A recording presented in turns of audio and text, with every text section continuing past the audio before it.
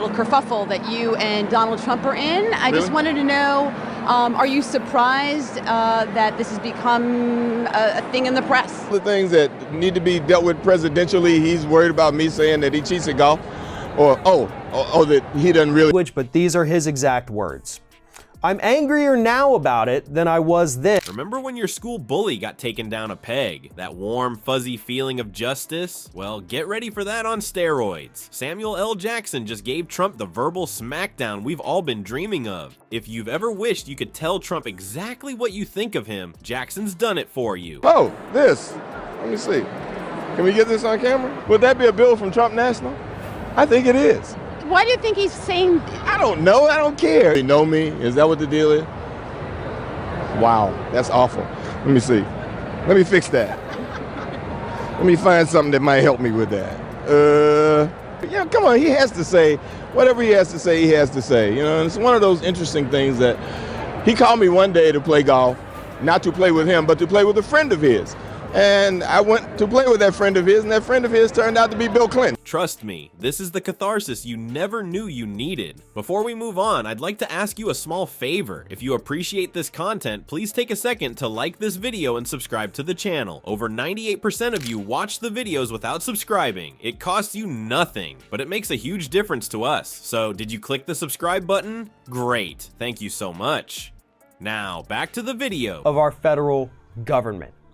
And Jackson, who grew up during the time of segregation in Tennessee in the 50s and 60s, understands a lot. Actor Samuel L. Jackson recently sat down for an interview with Esquire magazine, where he did not hold anything back when giving his thoughts on not just the current administration, but pretty much the Republicans at the top about what it means to be oppressed, what it means to be treated as not quite a human being. And according to what Jackson told the magazine, he sees those same behaviors. Picture this, Samuel L. Jackson, cool as a cucumber, strolling onto the set of The Late Show with Stephen Colbert. The audience is buzzing with excitement, knowing they're in for a treat. Colbert, with his signature smirk, casually brings up the topic of Trump. Jackson's eyes light up like it's Christmas morning, and you can practically see the gears turning in his head. The tension in the room is palpable. The audience holds their breath, wondering if Jackson will play nice or go for the jugular. Let's be real, folks. This is Samuel L. Jackson we're talking about. He doesn't do nice when it comes to Trump. Without missing a beat, Jackson leans back in his chair and says, "You know, Stephen, Trump's presidency is like a straight-to-DVD movie villain, but worse. At least those guys have some redeeming qualities." The audience erupts in laughter, and Jackson's just getting started. He starts dropping zingers faster than Trump drops allies. Trump's about as presidential as a toddler with a sugar rush, Jackson quips. He's got the vocabulary of a fortune cookie and the temperament of a wet cat. Each jab hits harder than the last, and the audience is eating it up. But Jackson's not done yet. He clears his throat and launches into a spot-on impression of Trump.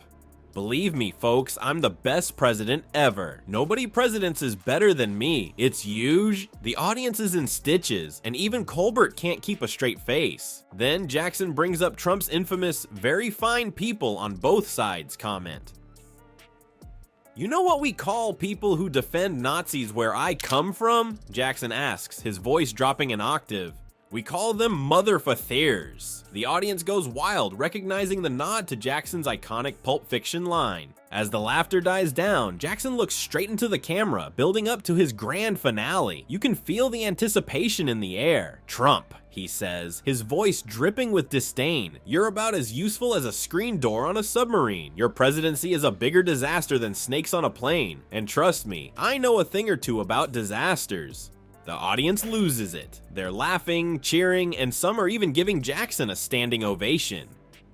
Trump supporters in the crowd look like they've just been force-fed a lemon. As the applause finally dies down, you can almost hear the distant sound of tiny fingers furiously tweeting. But Jackson's not quite done. He turns back to Colbert with a mischievous grin. "You know, Steven, I heard Trump's been complaining about me. Says I'm not presidential material." "Well, I've got news for you, Donnie. I've been the president in movies more times than you've been a successful businessman in real life." The crowd goes wild again, and Colbert's practically falling out of his chair. Jackson continues, "And let me tell you, even my fake movie presidencies were more convincing than your real one. At least I could string together a coherent sentence without resorting to cuff-F." As the interview wraps up, Jackson leaves the audience with one final thought. "You know, folks, they say laughter is the best medicine. Well, with the way things are going in Washington, we might need a whole pharmacy's worth." He winks at the camera, and the crowd erupts in applause one last time. Well, folks, it looks like our favorite orange turd has done it again. While Samuel L. Jackson was busy dropping truth bombs on late-night TV, Grumpy Trumpy was gearing up for his own special performance. A Twitter meltdown of epic proportions. I guess someone forgot to hide the presidential phone in a bucket of KFC. It all started when Trump, probably perched on his golden throne, noticed Jackson trending, and boy, did that set off a storm of misspelled rage. The tweeting began, and it was like watching a toddler try to use a keyboard for the first time. Each tweet got more unhinged, and his followers cringed as the typos multiplied faster than rabbits on Viagra. But here's where it gets really good. Trump, in all his infinite wisdom, decided to go after Jackson's acting career. Yeah, you heard that right. The guy who's been in more blockbusters than Trump's had Big Macs thought it was a smart move to question Samuel L. Jackson's Hollywood cred. It's like trying to teach a fish how to swim. Completely pointless and makes you look like a fool. And get this, Trump claimed he'd never seen a Samuel L. Jackson movie. Never. Not one. I mean, come on. That's like saying you've never seen a cloud or heard a dog bark. The internet collectively facepalmed so hard you could hear it from space. I guess in Trump's world, Pulp Fiction is just something you get when you leave orange juice out too long. But wait. There's more. Because apparently insulting one of the most beloved actors in Hollywood wasn't enough, Trump decided to brag about his own TV ratings. You know, because that's totally relevant to being president. He boasted that his ratings on The Apprentice were huge and bigger than anything Samuel Jackson ever did. Yeah, Donnie Diapers, I'm sure your reality TV show trumps the entire Marvel Cinematic Universe. Nice try, buddy. Not content with just making a fool of himself on Twitter, Trump then challenged Jackson to a golf match. Now, I don't know about you, but challenging someone to a game you're known for cheating at doesn't seem like the smartest move. It's like challenging someone to a lying contest when you're Pinocchio. The internet had a field day with this one, churning out memes faster than Trump can say, cough F. With each tweet, Trump dug himself deeper into a hole of public ridicule. It was like watching a car crash in slow motion, except the car was on fire, filled with clowns, and driven by a guy with a bad comb-over. The internet reacted swiftly, creating memes that highlighted his spelling errors and factual inaccuracies. My personal favorite? A meme depicting Trump as a spelling bee contestant. Let's just say he didn't make it past tremendous. But the cherry on top of this sundae of stupidity? Trump ended his rant with a sad attempt at his catchphrase. You're fired.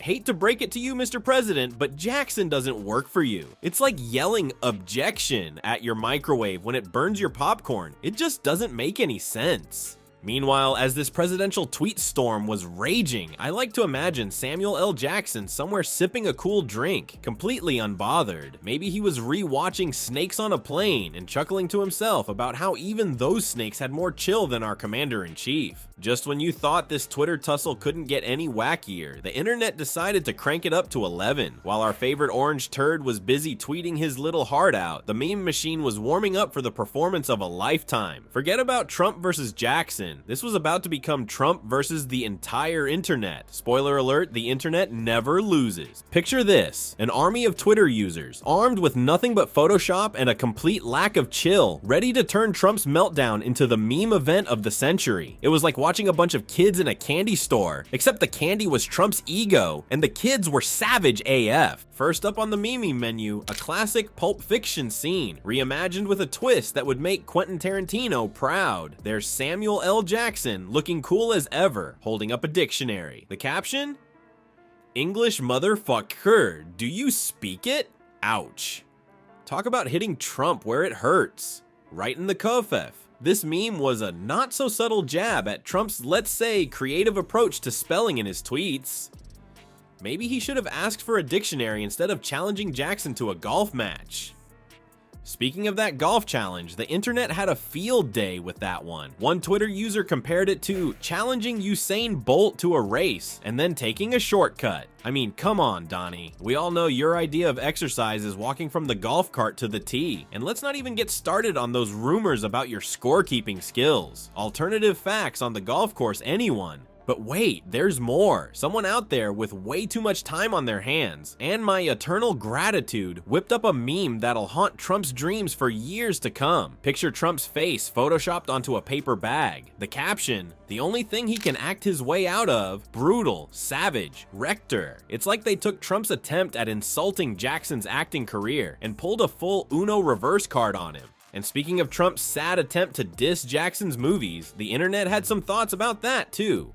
One user pointed out that claiming to have never seen a Samuel L. Jackson movie is like saying you've never eaten a hamburger. It's just not believable, folks. I mean, even if you've been living under a rock or in a golden tower, you've probably caught at least one Jackson flick by accident. The man's been in more blockbusters than Trump's had Big Macs. As if all this wasn't enough, the late-night comedy shows decided to get in on the action. Hosts were practically salivating at the chance to incorporate Jackson's zingers into their monologues. It was like Christmas came early for these guys. Trump versus Jackson became the gift that kept on giving, providing enough material to keep the jokes flowing for days. But here's the real kicker. Every time Trump tried to clap back, he just dug himself deeper. It was like watching someone try to put out a fire with gasoline. Each tweet, each insult, each sad attempt at a comeback just fueled the meme machine even more. It was a masterclass in how not to handle criticism, brought to you by the President of the United States. In the end, it was clear who the real winner was in this epic showdown. It wasn't Trump, with his caps lock raging and his spelling all over the place. It wasn't even Samuel L. Jackson, though he definitely came out looking like a boss. Nope. The true champion of this battle was the internet itself. Armed with nothing but wit, creativity, and a healthy dose of snark, the collective power of online memory proved once again that you can't out-troll the trolls. Well, folks, it looks like our favorite orange turd just got flushed down the political toilet. After Samuel L. Jackson's epic roast, Trump's approval ratings took a nosedive faster than his toupee in a hurricane. Turns out, people aren't too keen on a president who throws Twitter tantrums like a toddler who's had his candy stolen. While the White House was busy trying to put out the dumpster fire that is Trump's ego, the internet was having a field day. Memes were popping up faster than Trump's lies during a press conference. And let's be real, that's pretty darn fast. But here's the real kicker. Samuel L. Jackson's social media following went through the roof. People couldn't get enough of the guy who put Donnie Diapers in his place. It's like everyone suddenly remembered why they loved Jackson in the first place. He's not just the guy who says motherfucker in every movie. He's also the guy who can make a president look like a complete fool without breaking a sweat. Now, some of Trump's diehard supporters tried to boycott Jackson's movies, but they quickly realized that's about as effective as trying to boycott Air. The man's been in more blockbusters than Trump's had Big Macs, and that's saying something. And political analysts are calling this one of the most epic celebrity-politician feuds in recent memory. They're saying Jackson's ability to roast Trump with humor is hitting home with people more than Trump's whiny comebacks. It's like watching a professional boxer go up against a kid flailing his arms in a playground fight.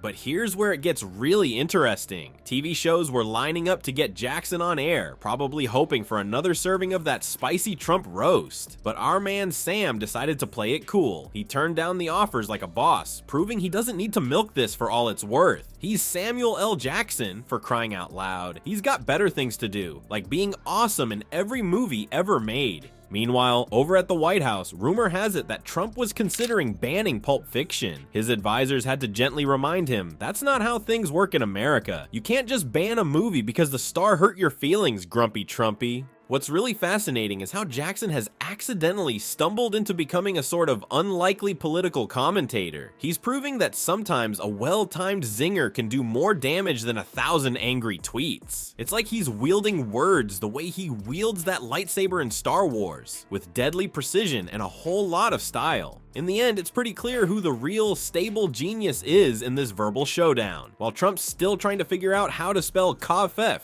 Jackson's out here dropping truth bombs that are resonating with people across the country. Well, folks, it looks like our favorite orange-tinted reality TV star just got schooled by the master of cool. In this battle of wits, Trump showed up with a plastic spoon, while Samuel L. Jackson brought a whole dang lightsaber. Talk about a mismatch. But here's the real kicker. Celebrities like Jackson aren't just entertaining us anymore. They're becoming major players in the political game, using their star power to shine a spotlight on the shenanigans in Washington. And let's be real, when Samuel L. Jackson talks, people listen. Maybe it's the voice, maybe it's the swagger, or maybe it's just because he's not afraid to call a spade, or in this case, call a Trump a Trump. So next time you're dealing with a big mouth bully, just remember, channel your inner Samuel L. Jackson. Throw in a dash of humor, a sprinkle of sass, and watch that ego deflate faster than a cheap balloon at a kid's birthday party. Who knows, you might just become the next viral sensation in the process. Now that's what I call a happy ending.